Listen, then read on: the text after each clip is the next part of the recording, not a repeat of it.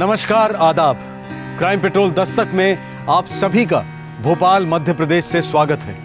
इस एपिसोड में हमने किरदारों के नाम के साथ साथ घटना स्थल भी बदल दिया है। हम ये बात बिल्कुल स्पष्ट करना चाहते हैं कि हमारा उद्देश्य केवल एक जुर्म की कहानी का रिकंस्ट्रक्शन करना है, किसी ऑर्गेनाइजेशन पर उंगली उठाना कतई नहीं।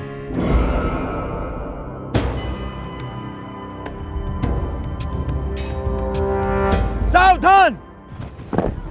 Land position! Position!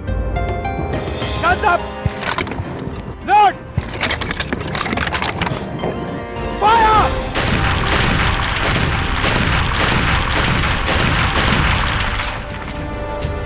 Soldiers! Bullet जान लेती है, पर बुलेट जान के पीछे इंसान को नहीं पहचानती। सिपाही पहचानता है, जिम्मेदारी से निशाना लगाता है, सिर्फ जान बचाने के लिए फायर करता है, जान लेने के लिए नहीं। Yes sir! हमारी सबसे पहली जिम्मेदारी देश की रक्षा, दूसरी हमारे सुप्रीम कमांडर की रक्षा, तीसरी अपने फैमिली की रक्षा और सबसे आखिर में अपने खुद की रक्षा। Yes sir! हम सिपाही हैं, हमारा फर्ज रक्षा है, हत्या नहीं। Yes sir! इस बात में कोई दो राय नहीं हो सकती कि गोली सिर्फ जान लेना जानती है या फिर घायल करना। गोली खुद कभी निशाना नहीं लगाती। ये फैसला ट्रिगर दबाने वाला इंसान करता है। इंसान अपने जजमेंट से तय करता है कि क्या सही है और क्या गलत है। एक पल में फैसला करता है, रक्षा या हत्या।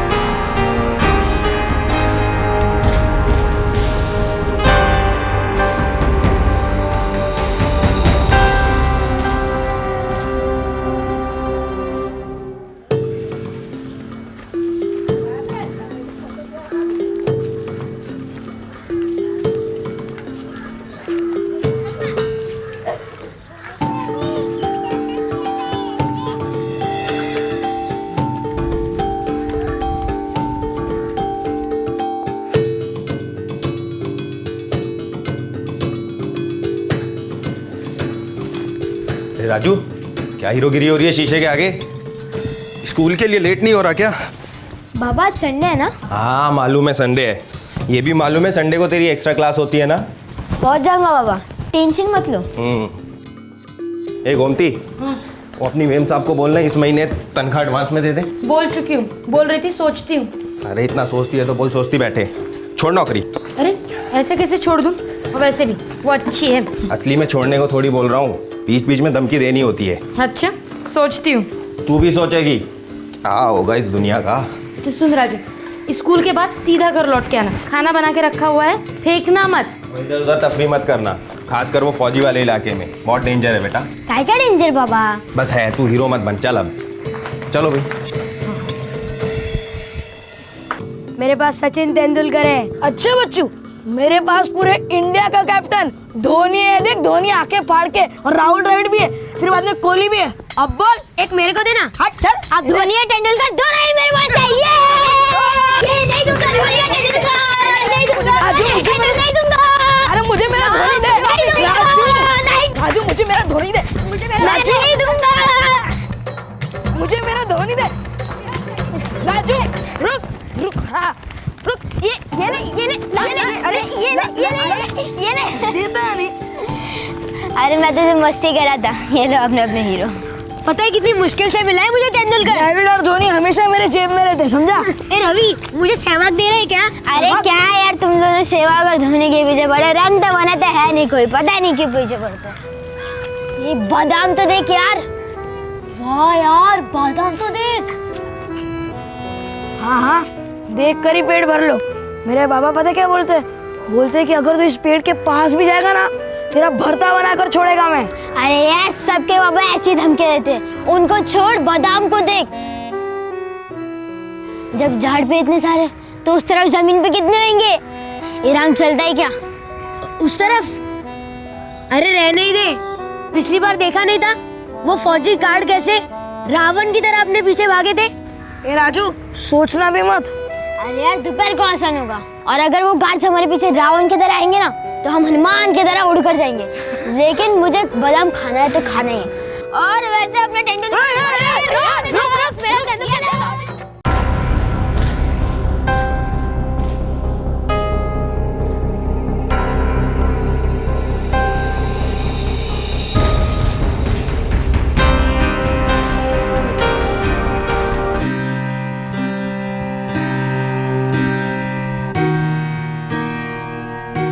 Good morning colonel Narendra. Good morning colonel Narayan, come join me. What a pleasant weather. Yeah lovely morning. पर कर्नल मैं ये देख रहा था, हाँ, ये गिरे हुए बादाम हमारे बगीचे की शोभा बिगाड़ रहे हैं और ऊपर से ये कीड़े मकोड़े और बंदरों को भी काफी अट्रैक्ट करते हैं। और हाँ, वो बस्ती के बच्चे वो तो बंदरों की तरह दीवार फांद कर अंदर आ जाते हैं। सिक्योरिटी से बोलकर इन बच्चों को रोकना पड़ेगा। क्या है कर्नल, इन बच्चों ने हमें तंग कर रखा है। मैं सालों से इन्हें अपने ऑफिस की खिड़की से देखता आ रहा हूँ, बेझिझक दीवार फांद कर अंदर आ जाते हैं। मेरा तो इन्हें देखकर खून ही खोलता है। मैं इस सिलसिले में कर्नल अविनाश से बात करूंगा। आज ऑफिस में आपका आखिरी दिन है? हाँ कर्नल, 3.5 सालों की सर्विस रही है मेरी, और वो भी अनब्लेमिश्ड। Very true. वैसे मैंने क्वार्टर के एक्सटेंशन के लिए मतलब 1 महीने के रिक्वेस्ट दिए। अच्छा, हाँ, तब तक मेरा बंगला तैयार हो जाएगा। वाओ, कहाँ बन रहा है आपका ये बंगलो? यही भोपाल में। Very good. बड़ी सस्ती डील मिल गई। ओके। और मतलब लोकेशन इतनी सुंदर है कि वहां से बड़ा तालाब भी दिखता है। Oh great. और हाँ, वहाँ कोई बादाम का पेड़ नहीं है। भोपाल शहर में एक फौजी छावनी और छावनी के बिल्कुल पास एक बहुत बड़ी बस्ती। कंटोनमेंट के कंपाउंड में खड़ा है एक बादाम का पेड़ जिसका फल बस्ती के बच्चों को बहुत ललचाता है। राजू और उसके 2 दोस्त राम और रवि आए दिन फौजी छावनी में घुसपैठी करते और बादाम चुराकर उड़नछू हो जाते। उन्हें कई चेतावनियां मिली तो थी, पर आदत से मजबूर, मस्ती से भरपूर वो तीनों बादामों के लिए बार बार लौट आते थे। कुछ फौजियों को बच्चों की यह हरकत नापसंद थी, लेकिन बच्चों को नहीं पता था कि यह नापसंदी नफरत में बदल चुकी थी। वो तीनों बच्चे अपनी मस्ती में दीवार फांदकर बादाम चुराने आ जाते और फिर एक दिन उन तीनों में से एक बच्चा एक गोली का निशाना बना। मई 2011।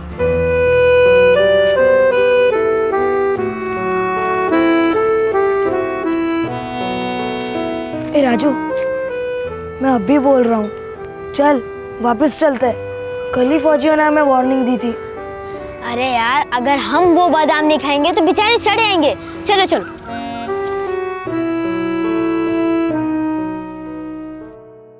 अरे यार, फिर से सोचने लग गए, क्या होगा इस दुनिया का।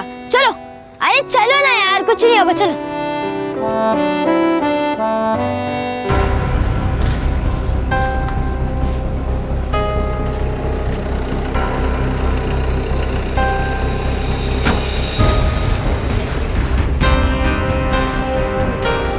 ऑफिसर, माली से कहकर बादाम के पेड़ के आसपास का एरिया साफ करवा दो। वहाँ जितने भी बादाम नीचे गिरे हुए हैं उन्हें भी उठवाकर कहीं फेंकवा दो। उसकी वजह से काफी गंद मची हुई है। Okay sir. चलो जवान। चल, अरे यार, जल्दी आ, जल्दी आ, जल्दी आ।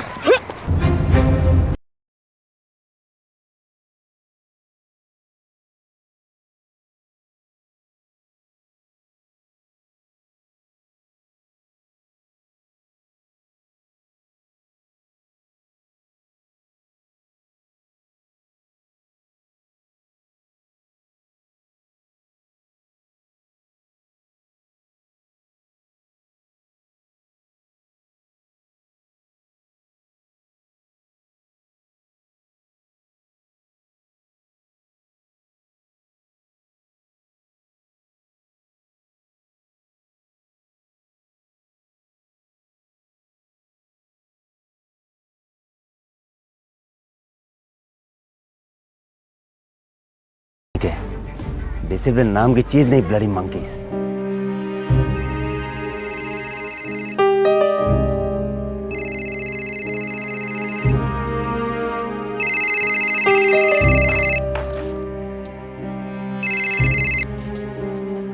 Good afternoon colonel Narendra. Afternoon colonel Avinash. वो बस्ती के लड़कों को मैंने आज फिर से पकड़ा। दीवार फांदकर कंटोनमेंट के अंदर घुसने की कोशिश कर रहे थे वो लोग। अच्छे बच्चे बहुत न्यूसेंस। राम, राजू, मुझे ठीक नहीं लग रहा। चल ना वापस चलते हैं, इसमें बहुत डेंजर है। हाँ यार वापस चलते हैं। क्या यार तुम लोग भी ना बहुत डरते हो। हम थोड़ी ना कोई बॉर्डर क्रॉस करके पाकिस्तान जा रहे हैं, हम तो सिर्फ बादाम खाने जा रहे हैं जो भगवान ने सिर्फ हमारे लिए बनाया। फौजी लोग तो उसे छूते भी नहीं है। एक तो बच्चे नहीं है कर्नल, लड़के हैं। दूसरा, जिन्हें आप सिर्फ एक न्यूसेंस समझ रहे हैं वो सीरियस सिक्योरिटी रिस्क भी हो सकते हैं। हमें इस बात को सीरियसली लेना चाहिए। I know colonel Narendra. In fact compound में रहने वाले हर दूसरे ऑफिसर ने शिकायत की उन बच्चों के खिलाफ। छोड़ यार, मैं तेरे साथ नहीं आऊँगा राजू। और राम तुम? मैं भी नहीं आऊँगा। अरे यार तुम लोग टेंशन मत लो, कुछ नहीं होगा। बस मैं अंदर जाऊंगा, तुम लोग बाहर मेरा इंतजार करना, मैं बादाम लेकर आऊंगा बस जल्दी। ठीक है। मैं सोच रहा हूँ उस बादाम के पेड़ के नीचे एक सिक्योरिटी गार्ड की पोस्टिंग करवा दूँ। जितनी जल्दी हो सकता है उतनी जल्दी कराइए colonel, because you don't know this guys. ये लड़के कोई भी हो सकते हैं।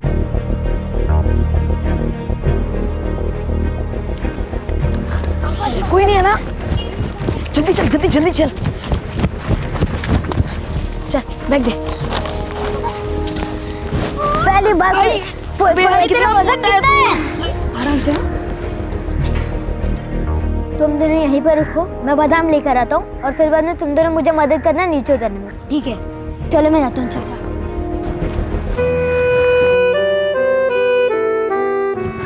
इतने सारे बादाम।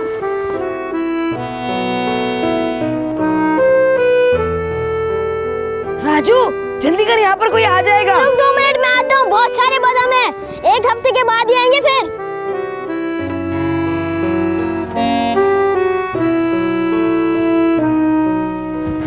इतने सारे बादाम। राजू जल्दी कर। इधर तो बहुत सारे हैं, सारे इधर से ही लेकर आता हूँ।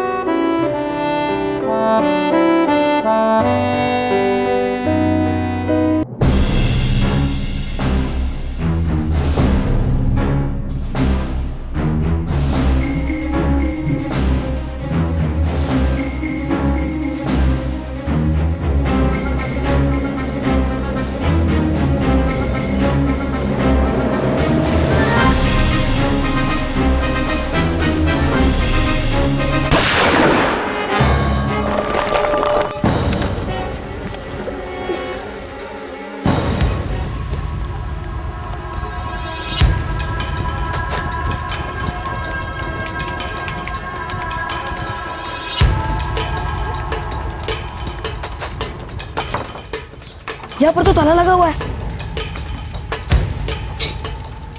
आंटी आंटी आंटी जल्दी चलिए, वहाँ राजू को कुछ हो गया है।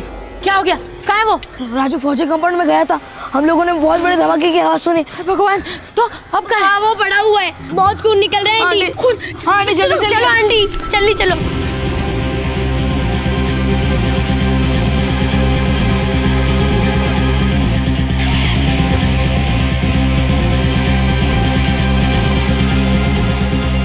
अरे हरिराम, हाँ तेरे राजू को किसी ने गोली मार दी। क्या बकवास कर रहा है? हाँ यार, वो आर्मी कंपाउंड में गया हुआ था।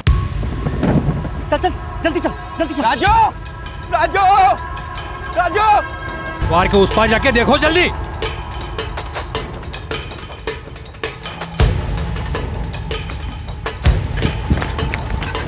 राजू राजू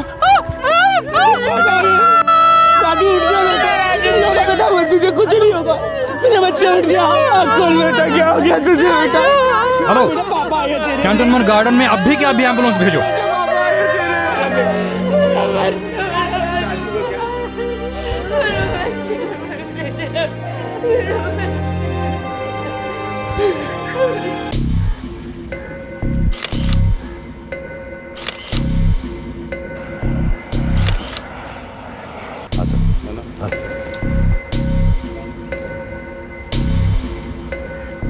कब हुआ?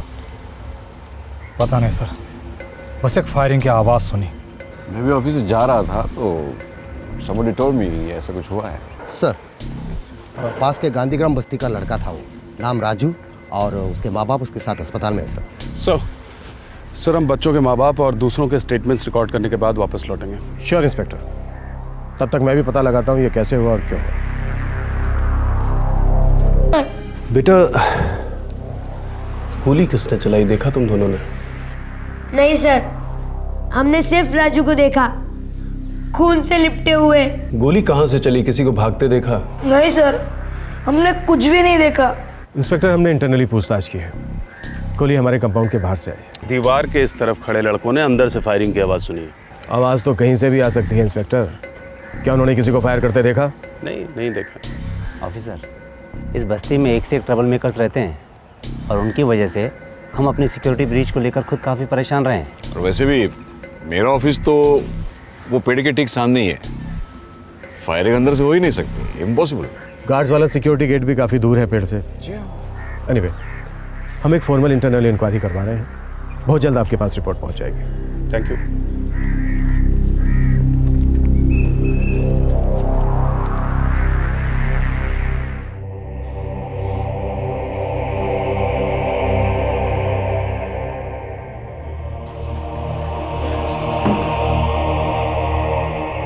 डॉक्टर साहब, कैसा मेरा बेटा राजू? सॉरी, हम आपके बच्चे को बचा नहीं पाए।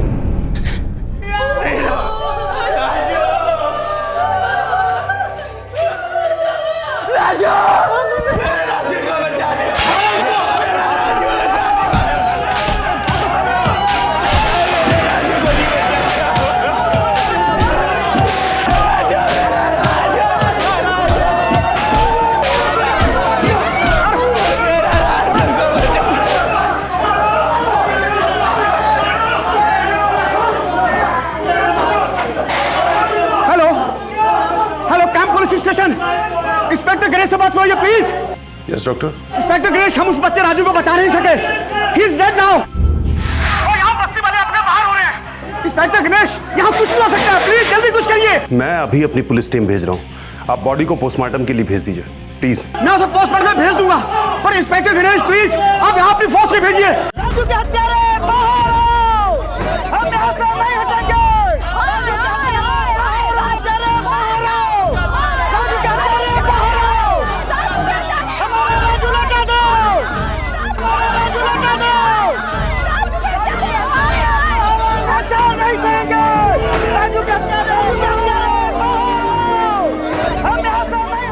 ऑफिसर। Yes sir. सारे गेट्स बंद करवा दो। Yes sir.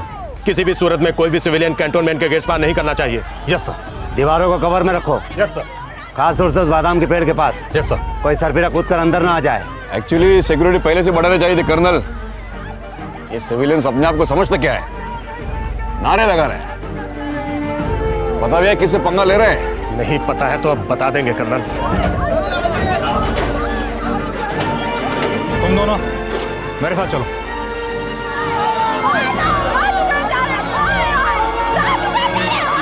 काफी क्लोज रेंज से फायरिंग हुई होगी। हो सकता है। बुलेट दिखा सकते हैं? बुलेट? बुलेट तो उसकी बॉडी में नहीं थी। नहीं थी मतलब? हाँ, मैंने खुद ऑपरेशन किया है। दरअसल इसकी पीठ में गोली की एग्जिट का निशान है। इससे यह पता चलता है कि गोली इसके सीने के आर पार चली गई है। ओह माय गॉड, इसका मतलब है कि गोली कहीं उसी कंपाउंड में पड़ी हुई है या गड़ी हुई है।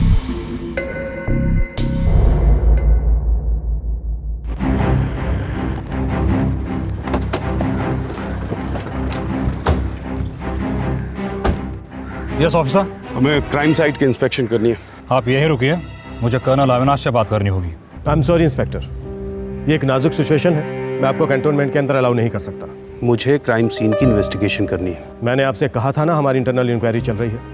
आज शाम तक आपको रिपोर्ट मिल जाएगी। लेकिन आप मुझे अंदर अलाउ क्यों नहीं कर रहे हैं? आज दिन भर बस्ती के लोगों ने काफ़ी हंगामा किया है हमारे गेट्स पर। हम किसी भी सिविलियन को कंपाउंड के अंदर दाखिल नहीं कर रहे हैं। वैसे भी शाम तक आपको रिपोर्ट मिल रही है ना? लेकिन मैं सिविलियन नहीं हूँ, अपनी ड्यूटी पर हूँ। आप फौज में नहीं हैं तो आप सिविलियन हैं। ऑफिसर सर, पुलिस को गेट तक एस्कॉर्ट करो। Okay sir. Thank you inspector. चलिए।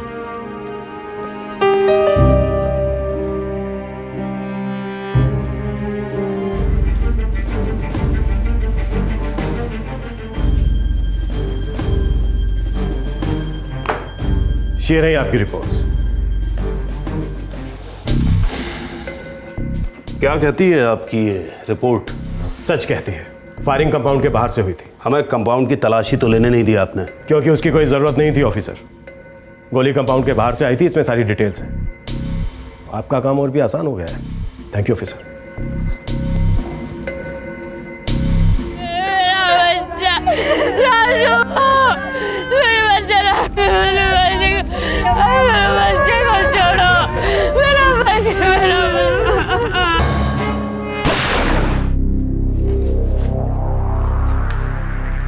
सर, ये रिपोर्ट कंपाउंड के अंदर से फायरिंग होने की सारी पॉसिबिलिटीज को नकार रही है। तुम और तुम्हारी टीम अभी तक गोली ट्रेस नहीं कर सके। कोई और लीड भी नहीं है तुम्हारे पास। सर, हमें कंटोनमेंट के अंदर अलाउ करेंगे तभी तो गोली की सर्च होगी। एक बार गोली मिली तो बंदूक को ट्रेस कर सकेंगे, फिर मुजरिम को। ठीक है, मैं मसला हाईकमांड के सामने रखता हूँ। सर,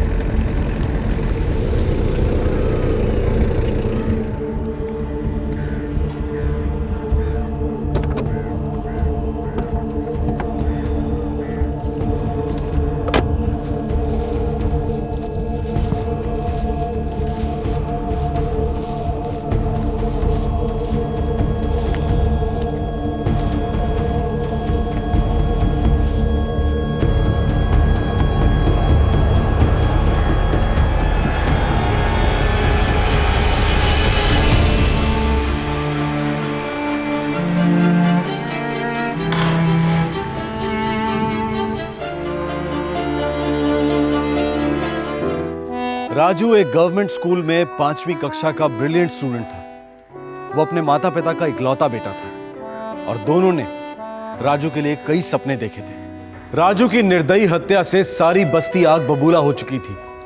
माता पिता की दर्द भरी आहें और बस्ती वालों की आगोश भरी चीखों से सत्ता के कॉरिडोर्स गूंज उठे थे। राज्य सरकार ने तुरंत ठोस कदम उठाए। एक गरीब घर का चिराग बुझ गया था और प्रशासन ने मुजरिम को रोशनी में लाने की ठान ली थी। यस सर, हमने उन्हें रिपोर्ट सबमिट कर दी है सर। मैंने इंक्वायरी पर्सनली सुपरवाइज की थी।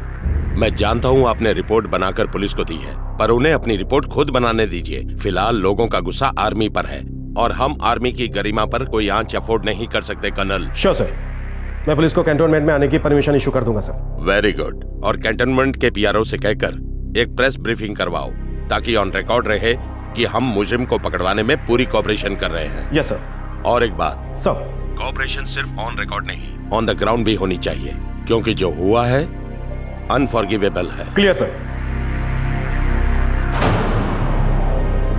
देश की सेना के हाई कमांड ने इस मामले को बहुत गंभीरता से लिया था और पुलिस के साथ पूरी तरह से कोऑपरेट करने का आश्वासन भी दिया था। इसीलिए राजू की हत्या का केस स्टेट की क्राइम ब्रांच के हवाले कर दिया गया।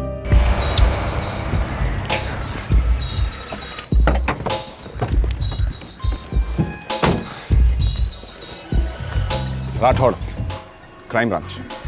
गुड मॉर्निंग ऑफिसर, आप अपनी इंस्पेक्शन शुरू कर सकते हैं। अगर आपको किसी मदद की जरूरत है तो मैं अवेलेबल हूँ। सिक्योरिटी ऑफिसर अवेलेबल है। Thank you colonel. You welcome. Thank you.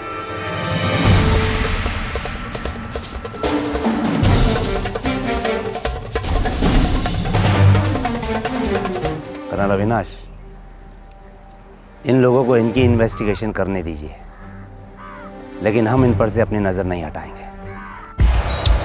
Sir, Raju यहीं गिरा पड़ा था, खून से लथपथ।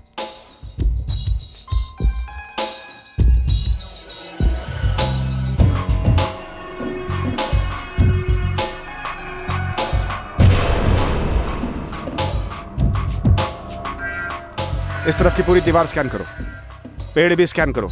अगर कोई टेम्परिंग नहीं की गई है तो हमें गोली मिलनी चाहिए। Yes sir.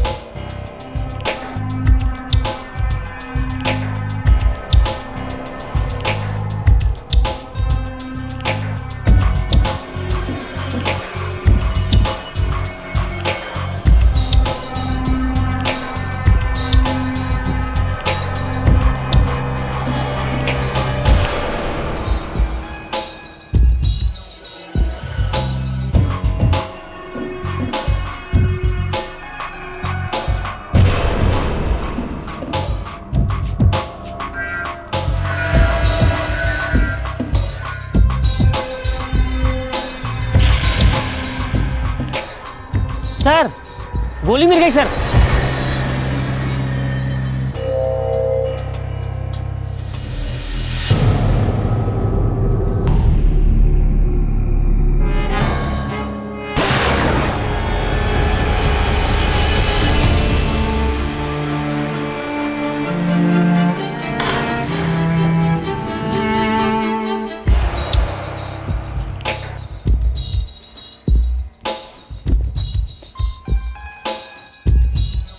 राजू यहाँ से दीवार पे चढ़ा था। उसके दोनों दोस्त राम और रवि यहाँ बाहर खड़े थे।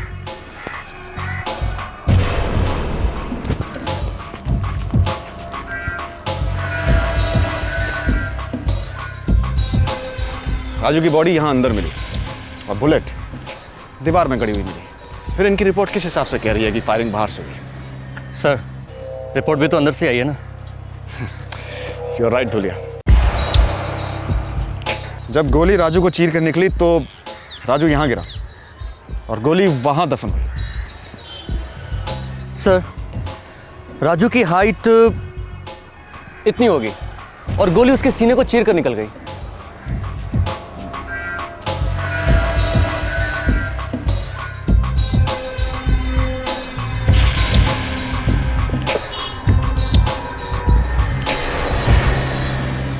धुलिया, गोली दीवार में यहां दफन हुई और दीवार के उस तरफ बाहर गोली का कोई निशान नहीं है। Yes sir. मान लेते हैं कि गोली बाहर से चली और राजू को चीर कर रिबाउंड हुई दीवार पे, लेकिन रिबाउंड कहां से हो सकती है? इस तरफ तो सब खुला है, सिवाय उन ऑफिसेस के जो यहां से करीब करीब 40-50 मीटर की दूरी पर हैं। लेकिन धुलिया, उन ऑफिसेस के अलावा और कोई जगह नहीं है जहां से गोली चलाई जा सकती है।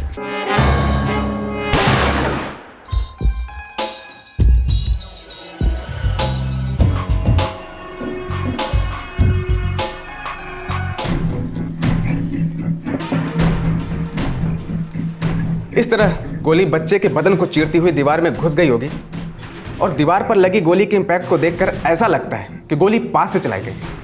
पास यानी कितनी पास है? ज्यादा से ज्यादा 50 मीटर, इससे ज्यादा बिल्कुल भी नहीं। I am sure. धुलिया, गोली यहीं कहीं आसपास से चली है। इन ऑफिसेस को आउटर लिमिट मान लो। सर इतने पास से इतनी भारी कैलिबर की गोली, ये डेफिनेटली जान लेने के इरादे से ही चलाई गई है। Shoot to kill.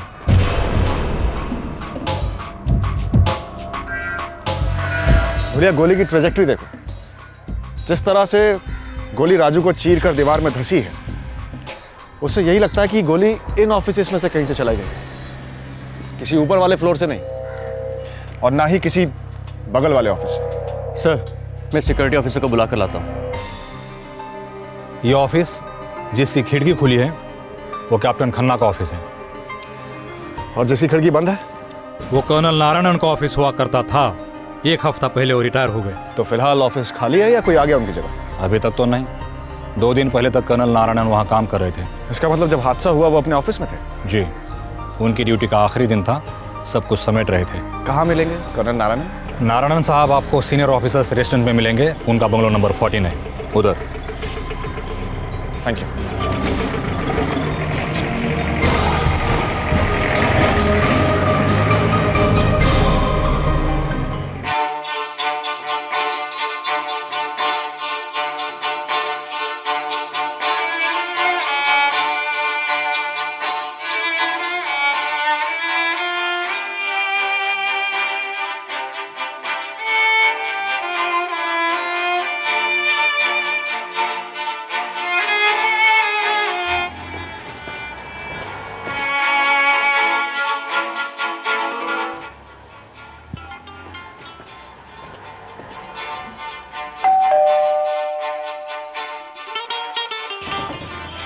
Ji good afternoon ma'am. Good afternoon. Colonel Narayan घर पे हैं, मैं उनसे बात करना चाहूंगा। कौन है Shobha? Sir I am Rathore, crime branch.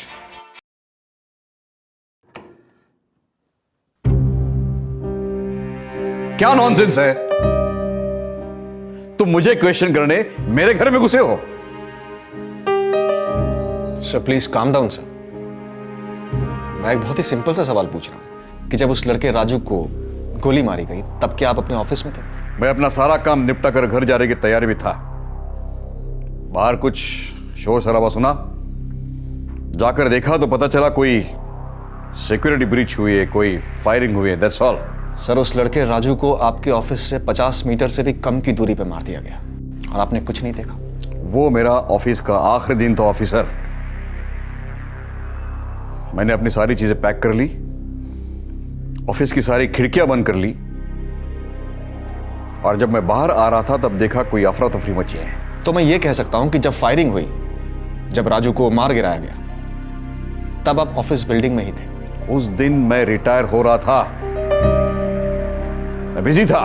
मेरा ध्यान सिर्फ और सिर्फ मेरे काम पे था, और ऑफिस की खिड़कियां बंद थी, ये मैं आपको पहले ही बता चुका हूं। सर, आपने गोली की आवाज नहीं सुनी? सुनकर डिस्टर्ब नहीं हुए? खिड़की खोलकर बाहर देखने की नहीं सोची? सर, आप ये बात भूल रहे हैं कि ये एक आर्मी कैंटोनमेंट है।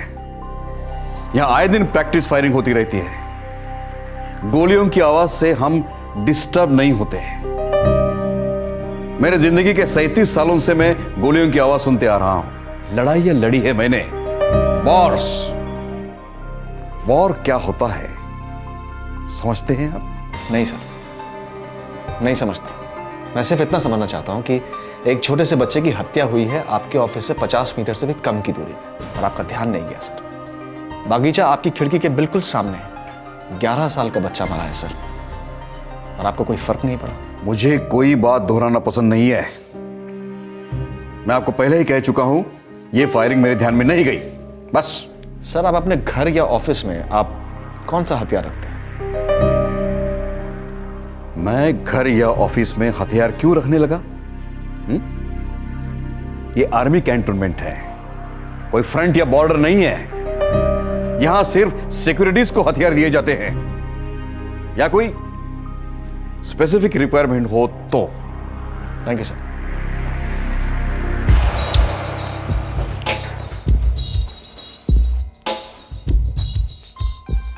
बस्ती के बच्चों का आपके आर्मी एरिया में घुसकर बादाम चुराना आपको कोई खास पसंद नहीं था? आर्मी आर्मी होती है ऑफिसर, सिविलियन के लिए आउट ऑफ बाउंड। मैं ही क्या, सारा कैंटोनमेंट उस बस्ती के बंदरों से तंग आ चुका था, परेशान था।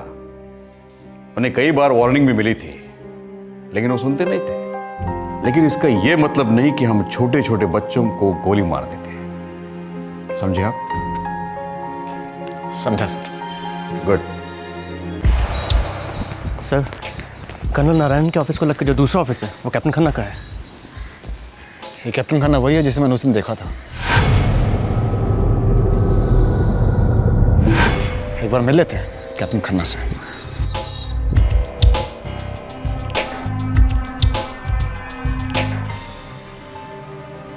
देखिए, जिस वक्त ये हादसा हुआ मैं अपनी सीट पर नहीं था। आप कहाँ थे कैप्टन? मैं बाहर प्रैक्टिस ग्राउंड में था। कोई तरीका है जिससे ये बात वेरीफाई हो सकती है? कहीं आप मुझ पर शक तो नहीं कर रहे हैं? कैप्टन साहब, आपका ऑफिस और कर्नल नारायण का ऑफिस, ये दोनों मौका वारदात के सबसे करीब थे। मैं हर पॉसिबिलिटी टटोल रहा हूं, आप इसे पर्सनली मत लीजिए प्लीज। ऑफिसर, आप इस तरह से घूमते घूमते हमारे ऑफिसर से क्वेश्चन नहीं कर सकते। मैंने सुना है कर्नल नारायणन से भी आपने कुछ बेहुदा सवाल पूछे। क्या आपको पता नहीं है वो एक रिटायर्ड ऑफिसर है? कर्नल साहब, मैंने किसी की क्वेश्चनिंग नहीं की, मैं सिर्फ इंफॉर्मेशन इकट्ठा कर रहा हूँ। इकट्ठा करने की क्या जरूरत है? मुझसे आप प्यारों से कलेक्ट कीजिए, जो इन्फॉर्मेशन होगी वो आपको मिल जाएगी।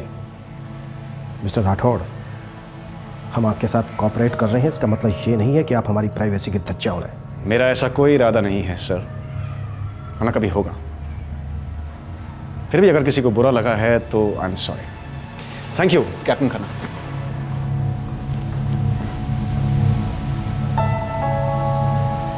पूरा कैंटोनमेंट इन लड़कों से नफरत करता था। लड़कों को वार्निंग्स भी दी गई जो उन्होंने सुनी नहीं। कैंटोनमेंट वालों के शब्दों में ये लड़के घुसपैठ कर रहे थे, लिमिट्स का उल्लंघन कर रहे थे।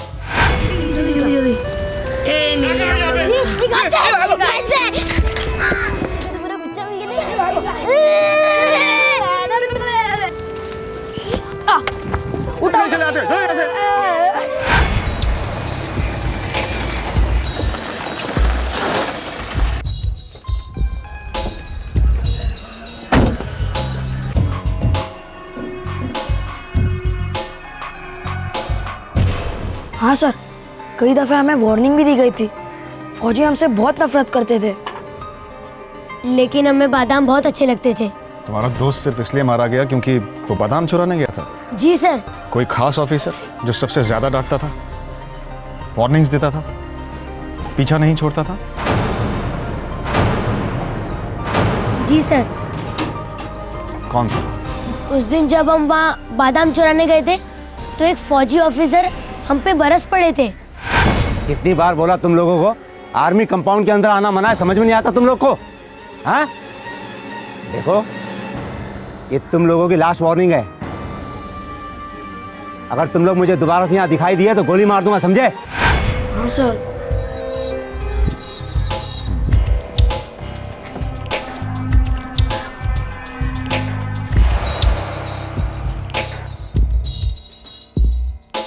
मिस्टर राठौड़, उन लड़कों को हर दूसरा ऑफिसर डांटता था, हर दूसरा ऑफिसर काम से कैंटोनमेंट के बाहर आता जाता था।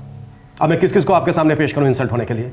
इंसल्ट हम किसी की नहीं करना चाह रहे हैं सर। आप सिर्फ इतना बताइए कि 12:30 और 12:55 के बीच में कौन कौन से ऑफिसर्स गाड़ी से बाहर गए थे? 12:30 और 12:55 ही क्यों? क्योंकि इसी दौरान वो बच्चे बादाम चुराने की अपनी पहली कोशिश में नाकाम हुए थे और किसी बाहर जाते हुए ऑफिसर ने गाड़ी रोक के उन्हें डांटा था। हमारे पास ऐसी कोई लिस्ट नहीं है, नहीं ऐसा कोई रिकॉर्ड। गेट के सिक्योरिटी रजिस्टर में तो एंट्रीज होंगी ही सर।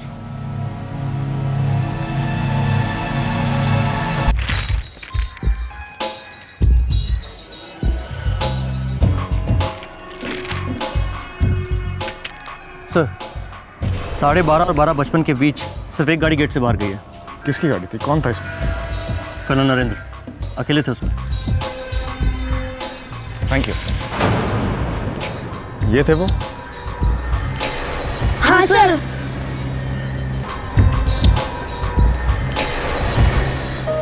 आप लोग पागल हो गए हैं क्या?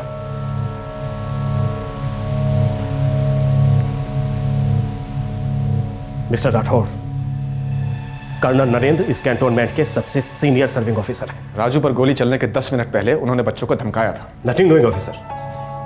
कर्नल नरेंद्र की कोशिश नहीं हो सकती और नहीं होगी। सर 4 मई को आपके कंपाउंड में जो भी हुआ वो फायरिंग प्रैक्टिस तो नहीं हो सकती, क्योंकि फायरिंग गार्डन में हुई, प्रैक्टिस रेंज में नहीं। आपने अपनी रिपोर्ट में बार बार ये कहा है कि फायरिंग बाहर से हुई, जिसका कोई आधार नहीं है, कोई बेसिस नहीं। पॉइंट पर आइए ऑफिसर। पॉइंट ये है सर कि 4 मई की दोपहर को आपके कंपाउंड में जो कुछ भी हुआ वो एक ब्रूटल कोल्ड ब्लडेड मर्डर था। एक मासूम और गरीब बच्चे का मर्डर जो बागीचे में गिरे हुए फल चुराने आया था।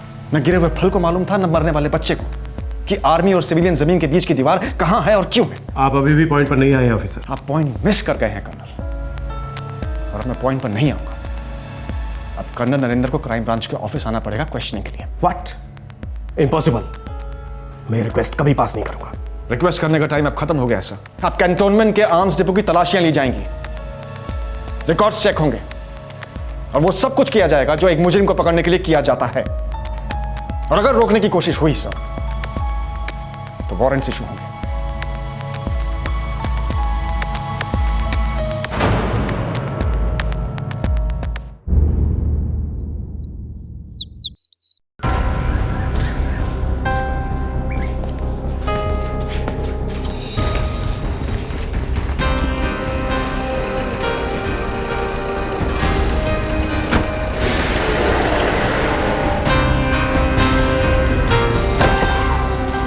Good morning, everybody. Good morning, sir. All yours, officer. Shoot. पूछिए क्या पूछना चाहते हैं, डरिए नहीं।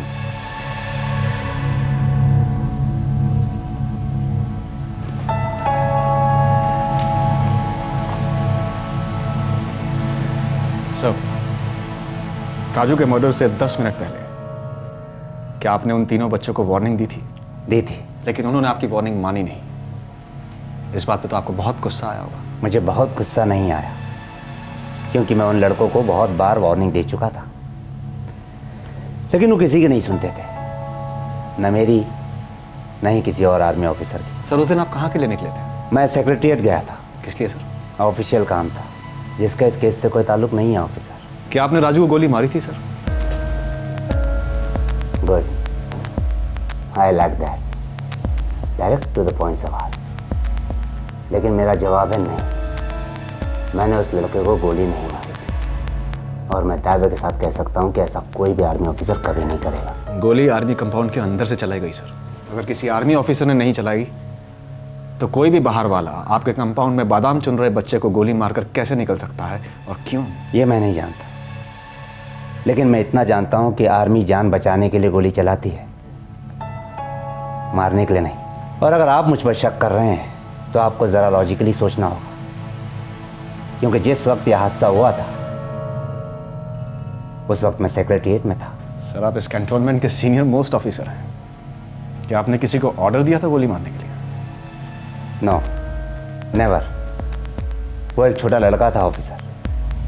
अगर मैं उसे सीरियसली वार्न करना चाहता तो मैं उसे पकड़ के उसके फैमिली के पास ले जाता, उसके पेरेंट्स को वार्न करता कि वो अपने बच्चे को डिसिप्लिन सिखाए।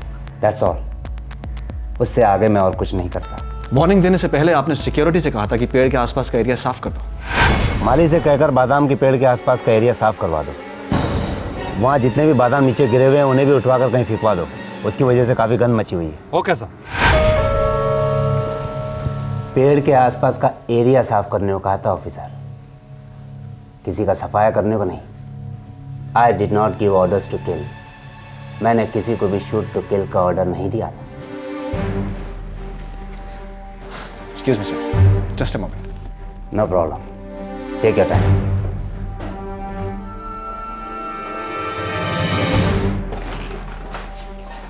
सर, ये सेक्रेटरी गए ज़रूर थे, मैंने चेक किया है। मैंने फ़ोन रिकॉर्ड्स भी चेक किए हैं। 1:15 बजे इनकी कर्नल अविनाश से फ़ोन पे बात हुई है, बच्चों को धमकाने के 2 मिनट बाद। वो बस्ती के लड़कों को मैंने आज फिर से पकड़ा। दीवार फांदकर कंटोनमेंट के अंदर घुसने की कोशिश कर रहे थे वो लोग। 6 बच्चे बहुत न्यूसेंस हैं। एक तो बच्चे नहीं है कर्नल, लड़के हैं। दूसरा, जिन्हें आप सिर्फ एक न्यूसेंस समझ रहे हैं वो सीरियस सिक्योरिटी रिस्क भी हो सकते हैं। हमें इस बात को सीरियसली लेना चाहिए।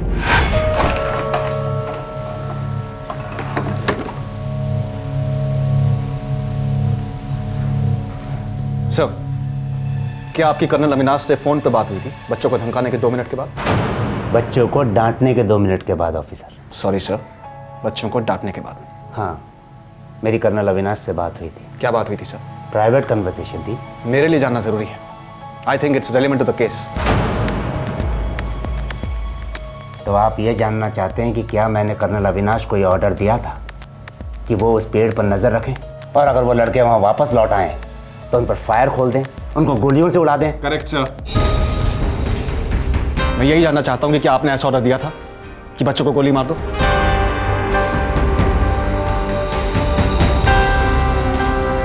नहीं, मैंने कर्नल अविनाश से सिर्फ उस पेड़ के पास सिक्योरिटी बढ़ाने के लिए कहा था। और कर्नल अविनाश ने जिस सिक्योरिटी ऑफिसर को भेजा उसने राजू को मार गिराया। आप आरोपों पर आरोप लगा रहे हैं ऑफिसर, वो भी बिना किसी सबूत के। For a kind information, colonel Avinash ने उस पेड़ के पास किसी भी सिक्योरिटी वाले को नहीं भेजा था और इस टॉपिक पर हमारे बीच सिर्फ डिस्कशन हुई थी। लेकिन अब मुझे लगता है कि हमारे बीच डिस्कस करने के लिए कुछ बाकी नहीं रहा, इसलिए आप मुझे इजाजत दें so that I can go and join my duty. Good day.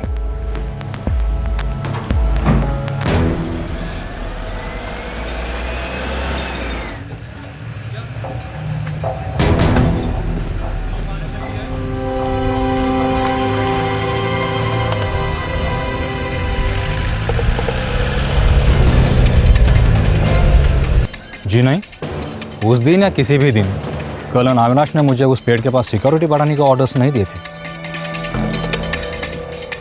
आपके गार्ड्स कौन सी गन इस्तेमाल करते हैं?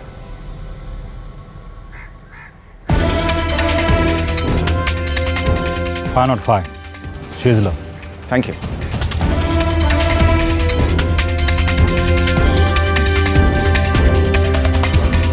हाँ, उस दिन कर्नल नरेंद्र से उस पेड़ के पास सिक्योरिटी बढ़ाने के बारे में मेरी बातें हुई थी। दरअसल उससे पहले भी कई ऑफिसर्स ने मुझे यह सुझाव दिया है, पर आपकी जानकारी के लिए बता दूं मिस्टर राठौड़, उस दिन मैंने उस पेड़ के आसपास कोई सिक्योरिटी नहीं लगवाई थी। कर्नल, मुझे आपकी आर्मरी चेक करनी है। जान सकता हूँ क्यों? आपकी आर्मरी डिटेल रिकॉर्ड्स रखती होगी कर्नल। मैं ये देखना चाहता हूँ कि किसे कौन कौन सी पिस्टल, राइफल या एम्यूनिशन इशू हुई है। आप एग्जैक्टली चेक क्या करना चाहते हैं? मैं एग्जैक्टली ये चेक करना चाहता हूँ कि राजू के सीने को चीर कर निकलने वाली गोली कौन सी गन से फायर हुई थी और वो गन किसको इशू हुई थी।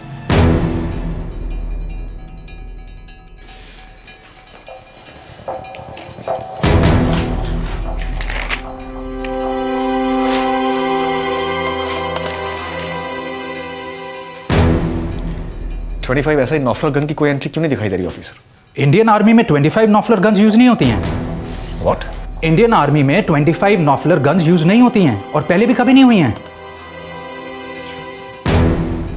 जहां तक मेरी नॉलेज है 25 नॉफलर गन्स कुछ स्टेट्स की पुलिस इस्तेमाल करती है। डिटेल्स आपको चेक करनी होगी सर।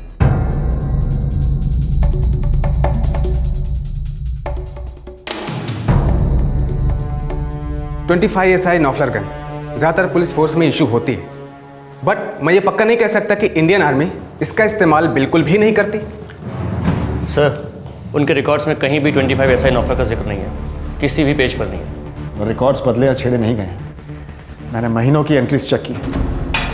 पर्सनल हथियार भी हो सकते हैं। क्या मतलब? कुछ ऑफिसर्स के अपने खुद के पर्सनल हथियार होते हैं जिनका फौज से कोई संबंध नहीं होता।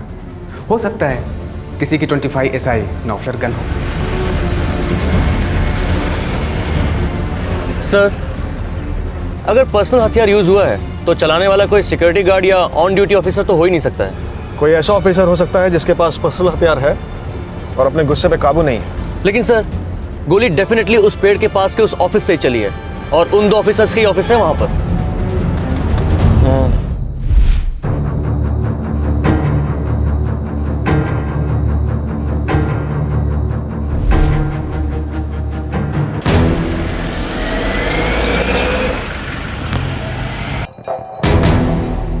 मिस्टर राठौड़, आप आधे कैंटोनमेंट से पूछताछ कर चुके हैं, आर्मरी चेक कर चुके हैं, उस पेड़ के नीचे घंटों बिता चुके हैं, आपको कुछ नहीं मिला। अब आप ये नई मांग लेकर आ गए हैं मेरे पास। आप हमारी रिपोर्ट से सेटिस्फाई क्यों नहीं हो जाते? गोली अंदर से नहीं, बाहर से चली थी मिस्टर राठौड़, बाहर से। कर्नल अविनाश, सेटिस्फाइड होने के लिए मैं कोई कंज्यूमर नहीं हूं जिसे आप टीवी, फ्रिज या एसी बदल कर दे रहे हैं। मैं एक मर्डर इन्वेस्टिगेट कर रहा हूं सर, एक 11 साल के बच्चे का मर्डर। और सेटिस्फाइड तो मैं तब होऊंगा सर जब कातिल मेरे लॉकअप में बंद होगा। तब तक बाल की खाल निकलती रहेगी। मैं वो हर डिटेल चेक करूंगा सर जो इस केस को सॉल्व करने के लिए जरूरी है। और फिलहाल पर्सनल हथियारों के रिकॉर्ड्स मेरे लिए बहुत जरूरी है।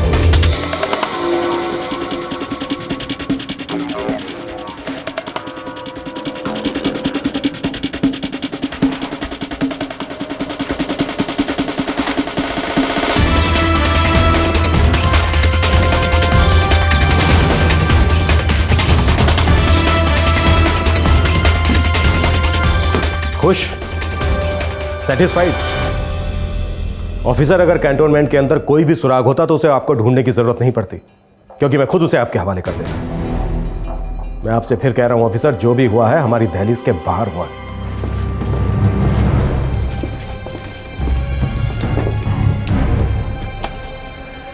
पुलिस इन्वेस्टिगेशन उस बादाम के पेड़ के गोल गोल चक्कर काट रही थी।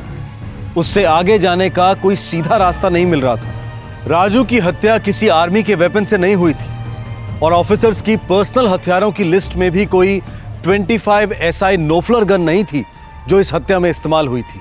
फिर राजू पर गोली किसने चलाई, कैसे चलाई और क्यों चलाई? माना कि बहुत सारे सवालों के जवाब नहीं मिल रहे, लेकिन कुछ सुराग हमारे पास जरूर है। नंबर 1, गोली कंपाउंड के अंदर से चलाई गई। नंबर 2, 25 SI नोफलर गन का इस्तेमाल किया गया। नंबर 3, गोली पास से चली। उन दोनों ऑफिस में से किसी एक ऑफिस से चल सकती है। और नंबर 4, सस्पेक्ट कर्नल नरेंद्र ने खुद गोली नहीं चलाई, क्योंकि मर्डर के वक्त वो कैंटोनमेंट एरिया से बाहर थे। हमें यहाँ से आगे जाना है। सर, थोड़ा पीछे जाते हैं। पीछे मतलब? मतलब पहले सर, पहले की कोई पुरानी दुश्मनी या बस्ती की कोई आपसी रंजिश, ये मोर्चा तो हमने खोला ही नहीं अब तक।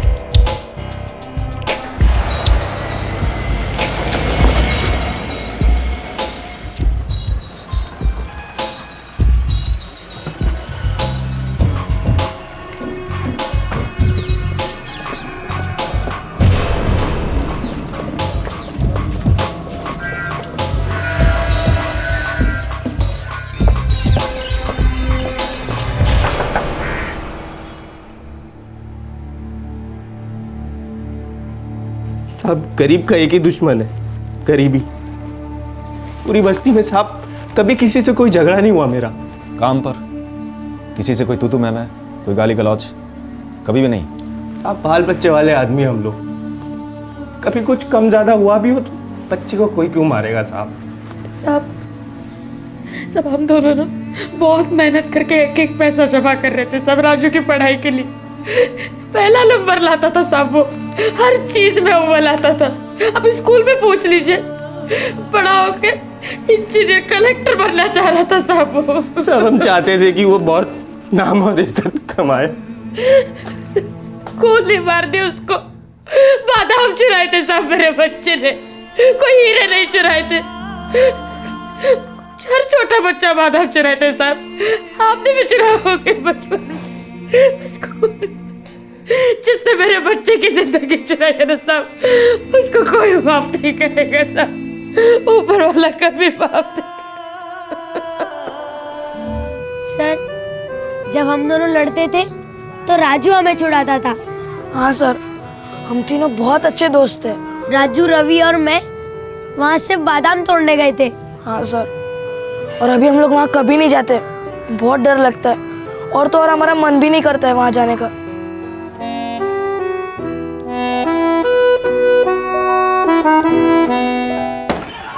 सर, खबरियों के नेटवर्क से कोई खबर नहीं मिल पा रही है। 4 मई को कोई भी बाहर वाला भोपाल में गन लेकर नहीं आया, और कैंटोनमेंट के आसपास तो बिल्कुल भी नहीं। भैया, ये आपसी दुश्मनी वाला मोर्चा बंद करते हैं, इस समय कुछ नहीं मिलेगा। मुझे पूरा यकीन है कि कैंटोनमेंट की उन दीवारों के बीच में किसी न किसी के पास प्राइवेट नॉफलर गन जरूर है, बस वो शख्स हमारे निशाने के रडार पे नहीं आ रहा। सर, प्राइवेट हथियार है तो लाइसेंस तो लगती ही होगी। ओह यस, ये बात हमने पहले क्यों नहीं सोची? प्राइवेट लाइसेंस पुलिस के थ्रू इशू होते हैं। हर प्राइवेट हथियार किसी न किसी पुलिस स्टेशन में रजिस्टर होता है। लेकिन सर, कैंटोनमेंट के सभी अफसर को अपने प्राइवेट हथियार आर्मी को डिक्लेयर करना होता है। एक ऑफिसर ने आर्मी के सामने अपना प्राइवेट हथियार डिक्लेयर नहीं किया Sheikh, it's as simple as that. Yes sir, लेकिन भोपाल के किसी न किसी पुलिस स्टेशन में तो इसकी रजिस्ट्रेशन जरूर हुई होगी। एग्जैक्टली, कोई भी पुलिस स्टेशन छूटना नहीं चाहिए। Yes sir.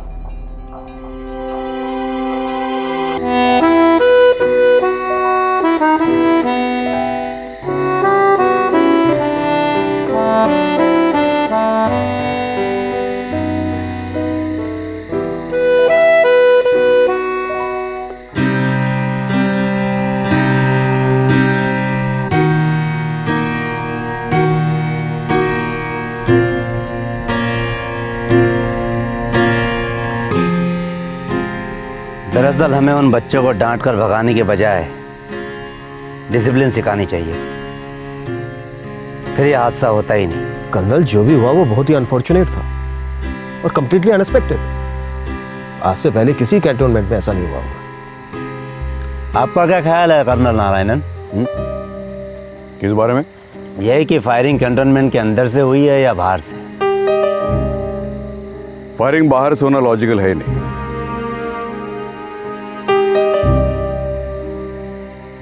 क्राइम ब्रांच का ऑफिसर गलत नहीं था।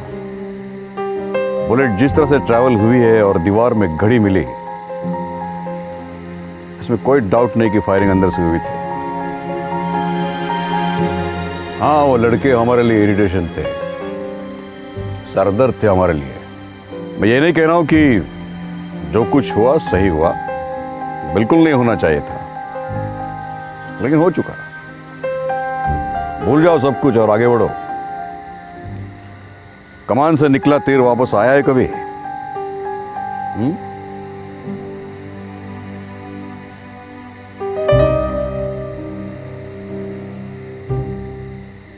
Good night gentleman. Good night. Good night. Good night.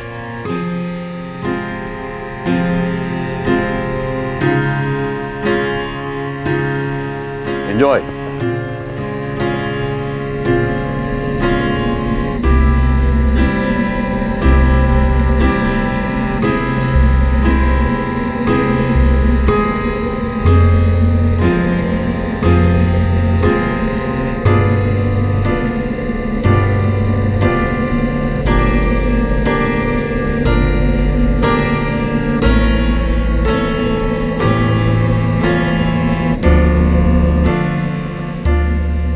Colonel Avinash, आपने जो इंक्वायरी की थी वो आपने प्रॉपरली तो कंडक्ट की थी ना? ये आप क्या कह रहे हैं कर्नल नरेंद्र? इंक्वायरी मैंने खुद सुपरवाइज की थी। कहीं कुछ छूट तो नहीं गया? कोई डिटेल, कोई ऑफिसर, कोई सच?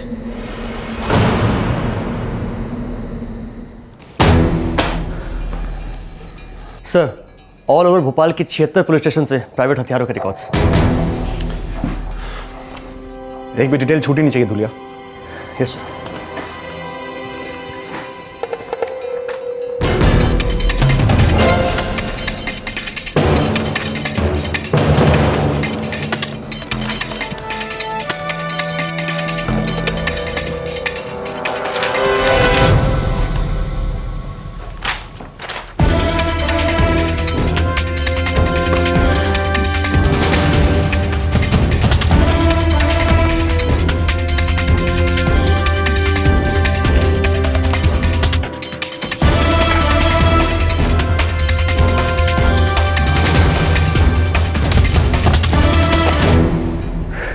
सर, शक की सुई हिल ही नहीं रही है। आज के लिए यहीं रोकते हैं, कल कंटिन्यू करेंगे। लगे रहेंगे धुलिया, शक की सुई हिलेगी और वो घड़ी आएगी जब राजू का कातिल हमारे सामने होगा। Good night.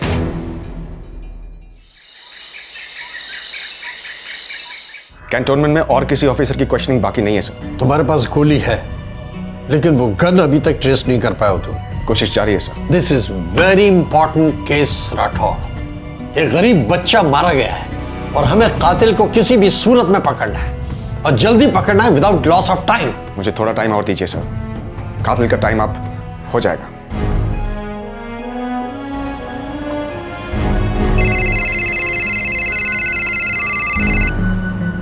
हाँ धुलिया बोलो। सर, गन ट्रेस हो गई है। Very good Dhulia. Sir, current license में कोई भी 25 एसआई नौफर का लाइसेंस नहीं मिला इन फाइलों में। तो फिर आर्मी ने अपने रिकॉर्ड्स के साथ कोई छेड़खानी नहीं की, बस इस ऑफिसर ने अपनी पर्सनल गन आर्मी के सामने डिक्लेयर नहीं की।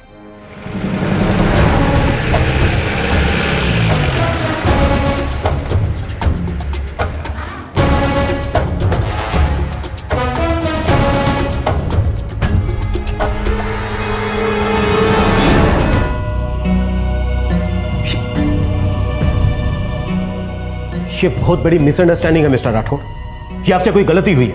एप्लीकेशन आपके सामने है सर, आप नाम चेक कीजिए, एड्रेस चेक कीजिए, यहाँ नीचे ऑफिसर के सिग्नेचर भी हैं सर। ये कैसे हो सकता है? कोई भी ऑफिसर बिना डिक्लेयर किए कोई भी हथियार कैंटोनमेंट के अंदर नहीं रख सकता। ये हमारे रूल्स के खिलाफ है। बादाम चुराने वाले बच्चों को गोली मारना भी किसी फौजी रूल बुक में नहीं लिखा है सर। आखिरकार पुलिस उस 11 साल के राजू पर ट्रिगर दबाने वाले इंसान से सिर्फ 1 उंगली भर की दूरी पर थी। इस फौजी अफसर ने अपनी पर्सनल 25 एसआई नोफलर गन के लाइसेंस को भोपाल के एक पुलिस स्टेशन में रिन्यू कराना चाहा था, पर उसने अपना यह हथियार फौज में डिक्लेयर नहीं किया था, जो अब एक मासूम के खून से रंगा था।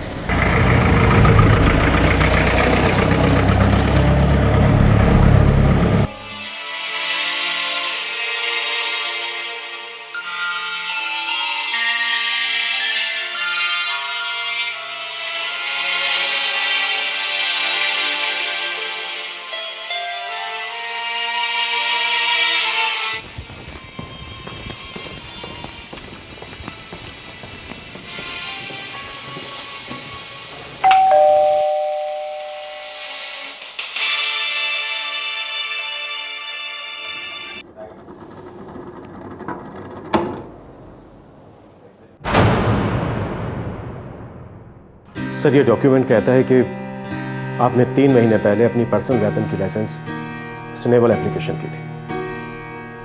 कर्नल नारायण, आपके पास 25 एसआई नफर गन है। What nonsense! These are baseless allegations. मेरे पास कोई पर्सनल वेपन नहीं है। सर, इस पर आपका नाम, आपकी रैंक, आपका एड्रेस सब कुछ लिखा हुआ है और वहां नीचे आपके सिग्नेचर्स भी हैं। हमने आपके सिग्नेचर लगवाए थे। आप ही क्या सर? किसी ने फोर्स किया है। साजिश दिखाई नहीं देती तुम्हें कर्नल अविनाश? ये लोग फ्रस्ट्रेट हो रहे हैं इस केस को लेकर, मुझे टारगेट बना रहे हैं क्योंकि मेरा ऑफिस उस बड़ी पेड़ के सामने था। आपको गलतफहमी हो रही है सर, और साजिश हुई है लेकिन हमारी तरफ से नहीं। मैं कर्नल नारायणन को कस्टडी में ले रहा हूं। हम सबके लिए वही अच्छा होगा कि कम से कम हंगामा हो।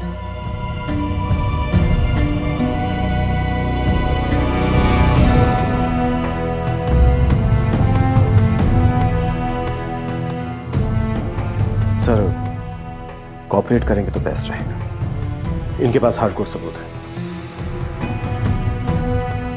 Please sir.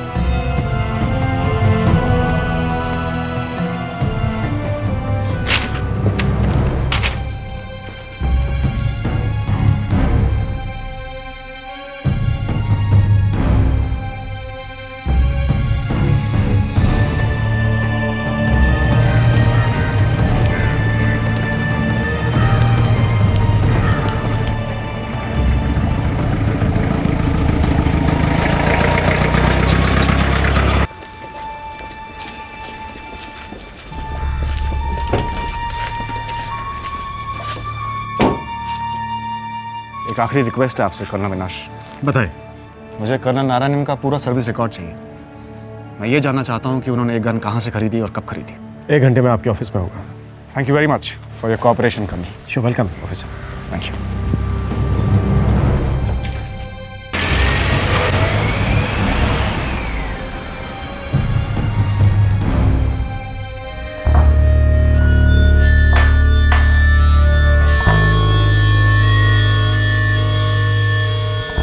कहाँ है ऑफिसर राठौड़? सर अभी आ रहे हैं। सर कर्नल नारायणन बहुत चिड़चिड़े हो रहे हैं। होने दो, हम पूरी इंफॉर्मेशन कलेक्ट करने के बाद इनकी क्वेश्चनिंग करेंगे। उनकी पोस्टिंग जलना, औरंगाबाद, इंदौर और भोपाल में रही है तुलिया। आप चाहते हैं कि मैं इन सारे शहरों के पुलिस स्टेशन के रिकॉर्ड चेक करूं ताकि हमें पता चल जाए कि पहली बार इन्होंने लाइसेंस के लिए कहाँ अप्लाई किया था? राइट। ये इंफॉर्मेशन हमारी बुलेट होगी जो हम उन पर निशाना लगाकर फायर करेंगे। Okay sir. Here you go.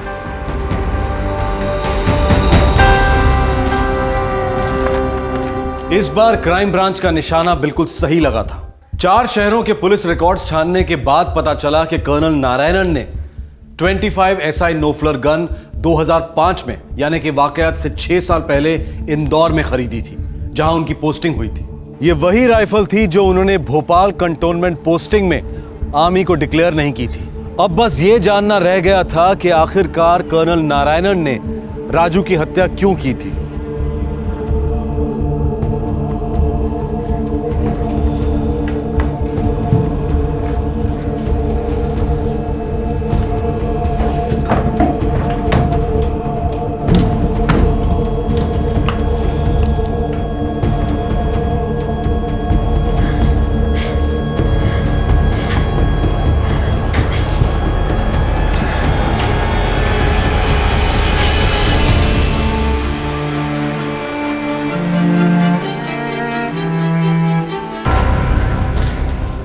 Gun घर के अंदर कहीं नहीं मिली।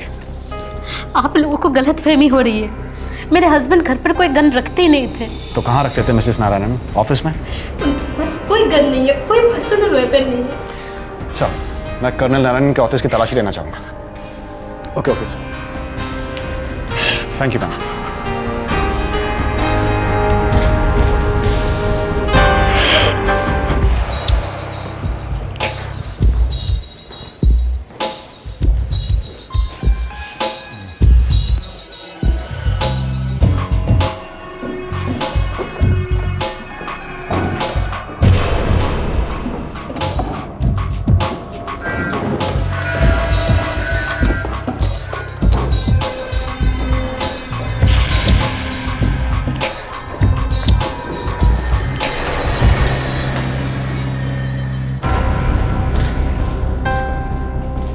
सर गन यहाँ नहीं है। कहीं डिस्ट्रॉय तो नहीं कर दी उन्होंने? ऑफिसर, कर्नल नारायणन बहुत सीनियर ऑफिसर है, वो गन डिस्ट्रॉय नहीं करेंगे। सर, एक 11 साल के बच्चे की जान ले ली, उसके माँ बाप की जिंदगी डिस्ट्रॉय कर दी। गन डिस्ट्रॉय करना कौन सी बड़ी बात है सर?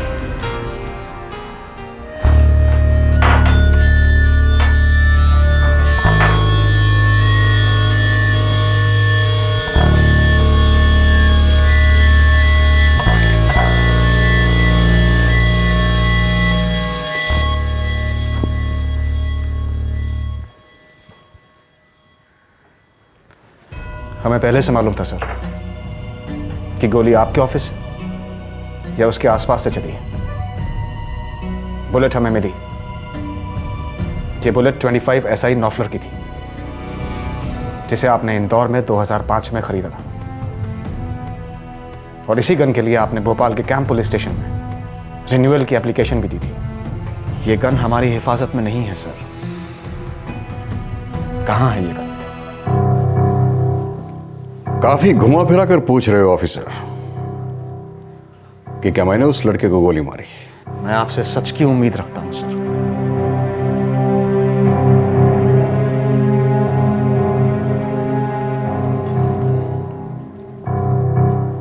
हाँ, मैंने उस लड़के को मार डाला। मुझे बहुत ज्यादा गुस्सा आया था, मैं बहुत ज्यादा अपसेट था। रोज रोज ये 3 बंदर शोर मचाते, मेरे काम में डिस्टर्ब करते। कोई उन पर चिल्लाता, भाग जाते साले। उधम मचा रखा था पूरे कैंटोनमेंट में।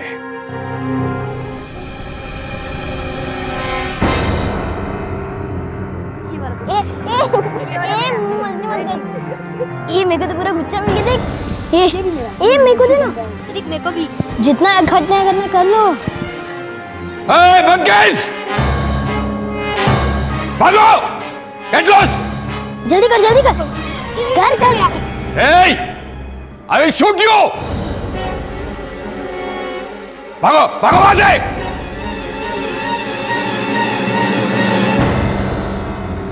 वो सुनते नहीं, कभी नहीं सुनते।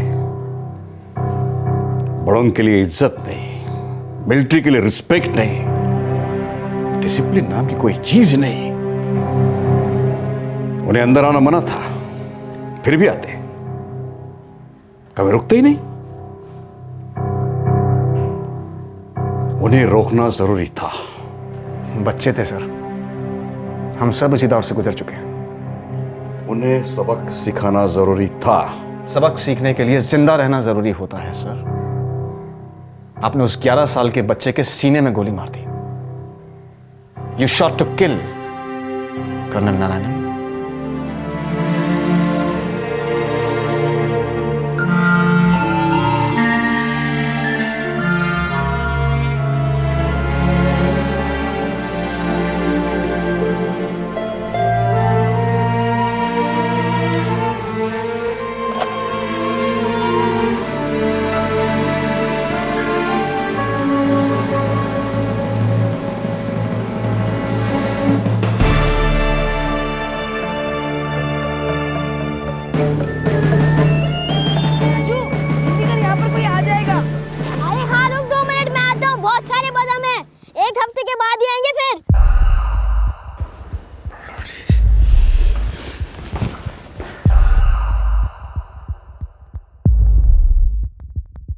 ब्लडी रास्कल्स, ये लोग सिर्फ कैंटोनमेंट में ही नहीं, मेरी जिंदगी में घुसपैठ कर रहे हैं।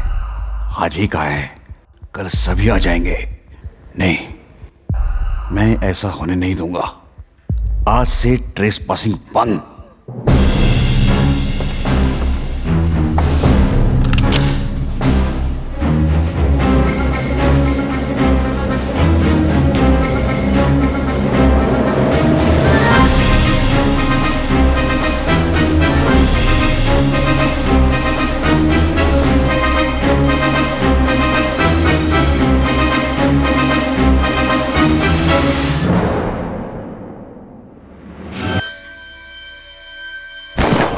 उसने लाइन क्रॉस की थी।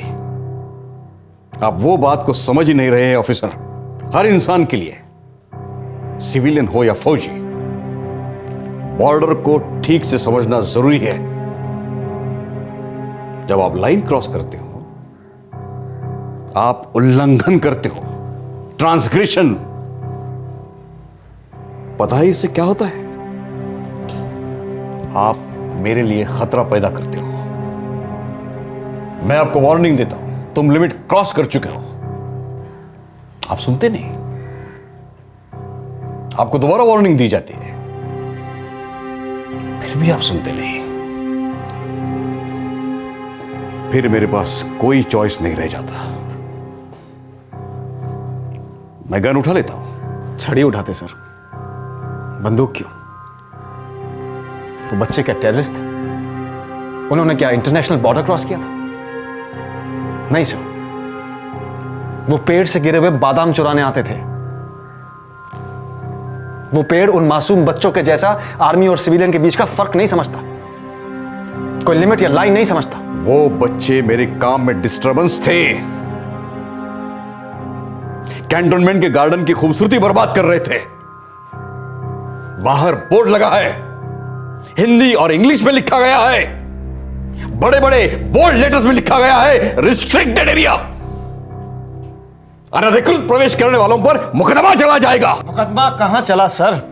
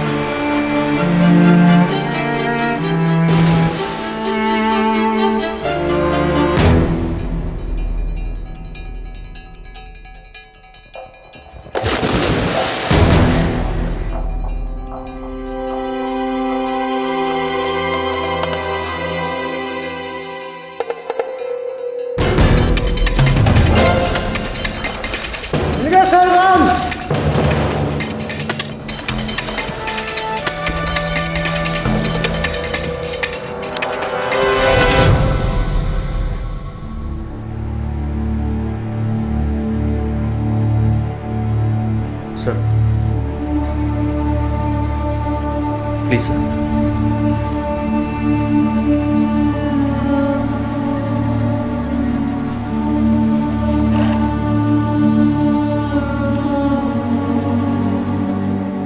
पता नहीं मुझे क्या हो गया था, मैंने फायर नहीं करना चाहिए था। बुलेट जान लेती है सर, पर बुलेट जान के पीछे के इंसान को नहीं पहचानती, सिपाही पहचानता है। कोई दुश्मन है, दोस्त है, या फिर कोई छोटा बच्चा। जिम्मेदारी से निशाना लगाता है, सिर्फ जान बचाने के लिए फायर करता है, जान लेने के लिए नहीं सर। I'm sorry. Sorry.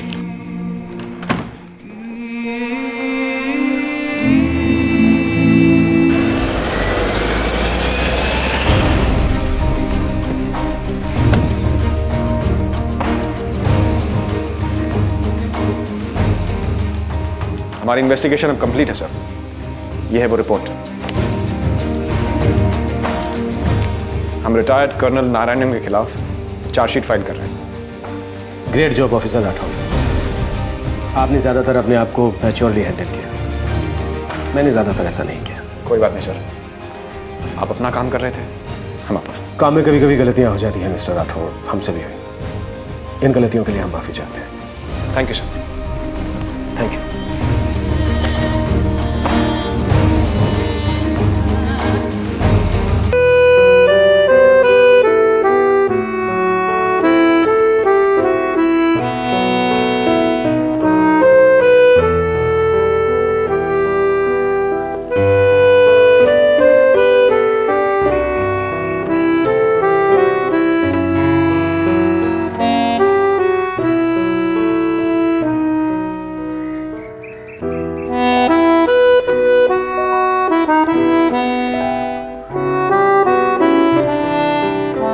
मैं जहाँ हूँ यहाँ मुझे बादाम तोड़ने से कोई नहीं रोकता। ये बादाम सबके हैं, इसलिए यहाँ ना ही कोई दीवार है और ना ही कोई बाउंड्री।